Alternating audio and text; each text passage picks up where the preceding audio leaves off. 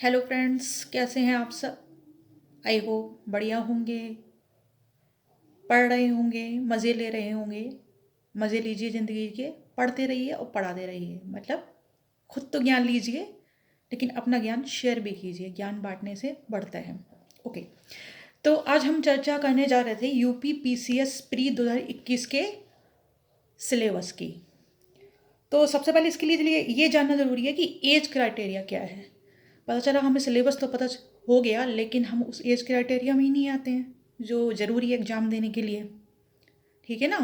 Ability क्या ज़रूरी है, मतलब उसके लिए योग्यता क्या चाहिए।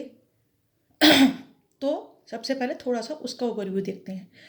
तो उम्र सीमा की बात करें, इसकी उम्र सीमा है जनरल कैटेगरी के लिए 21 साल से लेके 40 साल तक। 21 साल से लेके 40 साल तक जनरल कैटेगरी के लिए। अब कुछ विशेष वर्गों के लिए उम्र सीमा में छूट दी गई है, उसकी हम बात करते हैं। तो सबसे पहले ओबीसी, एससी और एसटी। ओबीसी, एससी और एसटी, इन तीनों ही वर्गों के लिए उम्र सीमा में 5 वर्ष की छूट है। यानी कि जैसे कि जनरल कैटेगरी वाले जो लोग हैं, स्टूडेंट्स हैं, वो अगर 40 साल की एज तक इस एग्ज़ाम को दे सकते हैं, तो वही एससी, एसटी और ओबीसी वाले 45 वर्ष की आयु तक इस एग्ज़ाम को दे सकते हैं। अब ये आपके ऊपर है कि बुज़ुर्ग अवस्था में पहुँच के, बुज़ुर्ग अवस्था तो नहीं बोलेंगे, अधेड़ अवस्था में पहुँच के उस मुकाम को छूना चाहते हैं, या जितनी जल्दी हो सके उतनी जल्दी करना चाहते हैं। लेकिन आयोग तो आपका मौका दे रहा है। अब तीसरा वर्ग आता है हमारा विकलांग। तो विकलांग वर्ग के लिए क्योंकि मुश्किलें थोड़ी ज़्यादा होती हैं, विकलांग में ज़रूरी नहीं है विकलांग पैरों से ही विकलांग हो, हाथ से ही विकलांग हो। आई एम सॉरी, मैं किसी किसी के अपमान करने के उद्देश्य से ये बात नहीं कह रही हूँ, मैं एक जनरल बात कह रही हूँ। ऐसी सिचुएशंस होती हैं लोगों के साथ, मैंने देखी हैं। वो विकलांग श्रेणी में कई लोग आते हैं, चाहे हाथ से हैं चाहे पैरों से हों। इवन अगर आँखों में कुछ प्रॉब्लम है मगर आप देख नहीं सकते हैं, तो वो भी इसी श्रेणी में आते हैं। तो उन लोगों के लिए चूँकि प्रॉब्लम ज़्यादा होती हैं, तो उनकी प्रॉब्लम्स को देखते हुए आयोग आपको 15 वर्ष की और छूट देता है, यानी कि आप 55 वर्ष की आयु तक ये एग्ज़ाम दे सकते हैं। ठीक है, अब बात करते हैं योग्यता की। तो इसके लिए एक सिंपल योग्यता चाहिए, ग्रेजुएशन या फिर स्नातक। हिंदी में स्नातक और इंग्लिश में बोलते हैं उसे ग्रेजुएशन। इसमें ऐसा भी कोई ज़रूरी नहीं है कि इतने परसेंटेज से आपको ग्रेजुएशन पास करना है। कोई भी परसेंटेज, बस ग्रेजुएट आप होने चाहिए। तो ये इसकी योग्यता थी। अब बात करते हैं प्रश्न पत्र की। इसका क्राइटेरिया क्या है, तो ये 3 पार्ट्स में डिवाइडेड है। आपका पीटी होता है, मतलब प्री एग्जाम, फिर होता है मेन एग्जाम, देन होता है इंटरव्यू। ओके, तो प्री एग्जाम में 2 पेपर होते हैं, जीएस एंड सी सेट।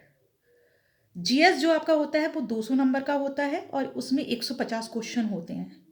तो ऑन एवरेज अगर हम मान के चलें तो 1.33 पॉइंट पर क्वेश्चन, एक क्वेश्चन पे 1.33 पॉइंट्स आपको मिलते हैं। सॉरी, पॉइंट्स नहीं, मार्क्स। और जो दूसरा पेपर होता है इसका सी सेट, वो भी 200 नंबर का होता है, लेकिन इसमें क्वेश्चन होते हैं 100, यानी कि 2 मार्क्स पर क्वेश्चन। एक सही क्वेश्चन पे आपको 2 मार्क्स मिलते हैं। ये तो बात रही क्वेश्चंस की और अंकों की। लेकिन इसमें बात जो ध्यान देने वाली है वो ये कि इसमें नेगेटिव मार्किंग है। दोनों ही पेपर में 1/3 नेगेटिव मार्किंग है। ठीक है, बात करते हैं पेपर 1 की, जो हमने कहा जीएस। तो याद रखिएगा ये जीएस है, सामान्य अध्ययन है। सामान्य अध्ययन है, जीके नहीं है, सामान्य ज्ञान नहीं है। तो जीएस में हमारे बहुत सारे सब्जेक्ट्स कवर होते हैं। आप ये मान के चलो, जो अब तक आपने पढ़ा था ना, स्कूल से लेके अब तक जितने सब्जेक्ट्स आपने पढ़े थे, आपका हिस्ट्री हो गया, आपका ज्योग्राफी हो गया, आपका इकोनॉमी हो गया, आपका साइंस हो गया, सारे ही सब्जेक्ट इसमें कवर हो जाते हैं। तो सबकी नॉलेज आपको अच्छे से होना ज़रूरी है, एटलीस्ट कंसेप्ट क्लियर होना ज़रूरी है। किसी भी सब्जेक्ट का मास्टर नहीं होना है आपको यूपीएससी या यूपी पीसीएस एग्जाम क्वालिफाई करने के लिए, इवन एसएससी एग्जाम क्वालिफाई करने के लिए किसी सब्जेक्ट का मास्टर नहीं होना है। बस उन सब्जेक्ट्स के कंसेप्ट्स क्लियर होने चाहिए, कंसेप्ट समझ के उन सब्जेक्ट्स को हमें पढ़ना है। यहाँ पे सॉरी, थोड़ा रुक के एक बात मुझे याद आई, वो मैं कहना चाहूँगी। कंपटीशन एग्जाम मोस्टली वो स्टूडेंट्स निकालते हैं, मतलब टॉपर्स तो निकालते ही निकालते हैं। टॉपर्स को सलाम है हमेशा, जो एकेडमिक पढ़ाई में टॉपर्स रहे हैं। लेकिन मोस्टली वो स्टूडेंट्स निकालते हैं जो एकेडमिक पढ़ाई में एवरेज रहे होते हैं, क्योंकि टॉपर हो सकता है किसी एक सब्जेक्ट का टॉपर हो, और कोई कंपटीशन एग्जाम निकालने के लिए आपको इन सारे सब्जेक्ट की थोड़ी थोड़ी नॉलेज होनी चाहिए और कंसेप्ट क्लियर होने चाहिए। थोड़ी नॉलेज का मतलब ये नहीं थोड़ा बहुत पढ़ना है, पीसीएस के लिए आपको पढ़ना है, अच्छे से पढ़ना है, लेकिन कंसेप्ट समझ के पढ़ना है, रटना नहीं, ये चीज़ है। ओके, अब बात करते हैं सी सेट की। तो सी सेट यहाँ पे सिर्फ क्वालिफाइंग एग्जाम है, इसमें मेरिट नहीं बनती, यानी कि बस क्वालिफाई करना है। तो इसे क्वालिफाई करने के लिए आप ये समझ लो कि इसमें 40 क्वेश्चन आप सही कर दो, उसके ऊपर सही करो तो बहुत अच्छा है, लेकिन 40 आपको करने ही करने हैं, तब आप जाके समझो कि क्वालिफाई आपका हो पाएगा। ये आप कहने को तो ये सी सेट है, लेकिन भाई साहब इसमें भी बहुत कुछ है। मैथ्स है, रीजनिंग है, इंग्लिश है, कम्युनिकेशन है। अब ज़रूरी है हर स्टूडेंट को ये सारे सब्जेक्ट आते हों? तो बस कहने का क्वालिफाइंग है ये। आप क्वालिफाई कहाँ से करोगे अगर इन सब्जेक्ट्स की समझ नहीं होगी, इनके कॉन्सेप्ट क्लियर नहीं होंगे? तो मेहनत तो इनमें भी बराबर करनी है। ये सब कहने की बात होती है, सिर्फ क्वालिफाइंग है। बात करते हैं जीएस की, तो वो तो मेन है ही। इसमें तो मेहनत ज़्यादा करनी ही करनी है, और इसमें आपको ये समझ लो कि 100 से 105 के बीच या 110 के बीच इतने क्वेश्चन तो आपको सही मार्क करने ही करने हैं। उसके ऊपर आपको जितने आते हैं वो एक अलग बात है, लेकिन इतना आप करते हो तो एक तरह से आप सेफ जोन में हो। एग्जाम में इतने क्वेश्चन तो आपको सही करके आने ही आने हैं। तो ये एक छोटा सा ओवरव्यू था पेपर्स का। अभी मैं यहाँ पे मेन एग्जाम की बात नहीं करूँगी, इंटरव्यू की बात नहीं करूँगी, क्योंकि पहले आ रहा है हमारा 13 जून को प्री एग्जाम। तो मेनली मैं प्री एग्जाम की बात करूँगी, उसके सिलेबस की बात करूँगी। तो सबसे पहले इसके सिलेबस में आता है भारत। मैं हिस्ट्री की बात कर रही हूँ, और ज्योग्राफी की और पॉलिटी की। तो पहला इसमें आता है, अगर आप सिलेबस कहीं भी देखोगे, कहीं भी रिटन डाउन होगा या गूगल पे सर्च करोगे, तो टॉपिक आता है भारत और भारतीय राष्ट्रीय आंदोलन का इतिहास, नंबर 1। दूसरा आता है भारत और विश्व भूगोल, भारत एवं विश्व का भौतिक सामाजिक आर्थिक भूगोल, भूगोल बोले तो ज्योग्राफी। तीसरा आता है पॉलिटी की बात कर रही हूँ, भारतीय राजनीति एवं शासन, जिसमें आपका आता है संविधान, राजनीतिक व्यवस्था, पंचायती राज एंड लोक नीति। अब बात करते हैं इकोनॉमी यानी कि अर्थव्यवस्था की।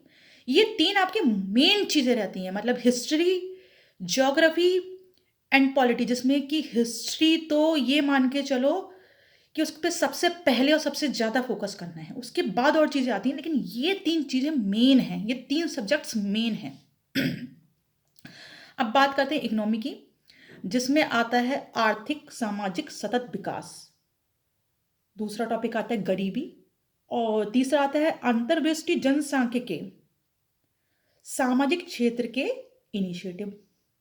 ठीक है, ये हो गया इकोनॉमी।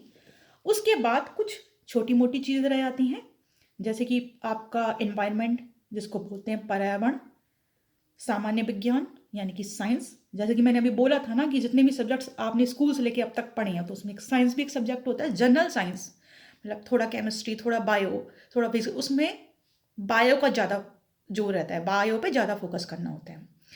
एंड लास्ट में हमारा आता है करंट अफेयर्स। ये लास्ट में ज़रूर आ रहा है, लेकिन पिछले आप एग्ज़ाम्स का, मतलब जो एग्ज़ाम्स अभी तक हुए हैं पीसीएस के या आईएएस के, उनके आप क्वेश्चन पेपर उठा के देखेंगे ना, तो उसमें जो पैटर्न देख रहे हैं उसमें करंट अफेयर्स आपका स्ट्रांग है ना, तो मान के चलिए कि आपने काफ़ी हद तक मंजिल पा ली। तो ये लास्ट में जरूर दिया है, लेकिन इसको तो डेली करना ही करना है, इसीलिए मैंने बोला कि इसकी क्लास तो मैं डेली दूंगी ही दूंगी अपने हिसाब से। अब आप सोच रहे होगे क्या इतना सा सिलेबस है यूपी पीसीएस प्री का, फिर तो कोई बात ही नहीं, गिने चुने 4-5 टॉपिक है, इनको पढ़ने में क्या जा रहा है? तो भाई साहब ये सिर्फ ओवरव्यू था, ये सिर्फ ट्रेलर था, पिक्चर अभी बाकी है। ये क्या था, वो जो होती है ना आउटर लाइन, अब इसके अंदर बहुत कुछ है। अब सोचो, जैसे कि मैंने बोला भारत और भारतीय राष्ट्रीय आंदोलन का इतिहास, तो भारत के बारे में पढ़ने को कितना कुछ है। आप सोचो भारत की हिस्ट्री में कितना कुछ है पढ़ने को, एंसेंट हिस्ट्री, मॉडर्न हिस्ट्री, आपका ये मध्यकालीन हिस्ट्री, फिर उसके अंदर भी कितना कुछ है। तो सिर्फ भारत एक टॉपिक थोड़ी ना है, भारतीय राष्ट्रीय आंदोलन तो बस ये एक टॉपिक हो गया, इंडियन नेशनल मूवमेंट, बस आप मूवमेंट पढ़ लोगे, उनकी सने याद कर लोगे, हो गया? नहीं, मैंने बोला ना ये सिर्फ ओवरव्यू है। तो आज सिर्फ मैंने ओवरव्यू था, इसके बारे में डिटेल चर्चा मैं अगली वीडियो में करूँगी। नमस्कार।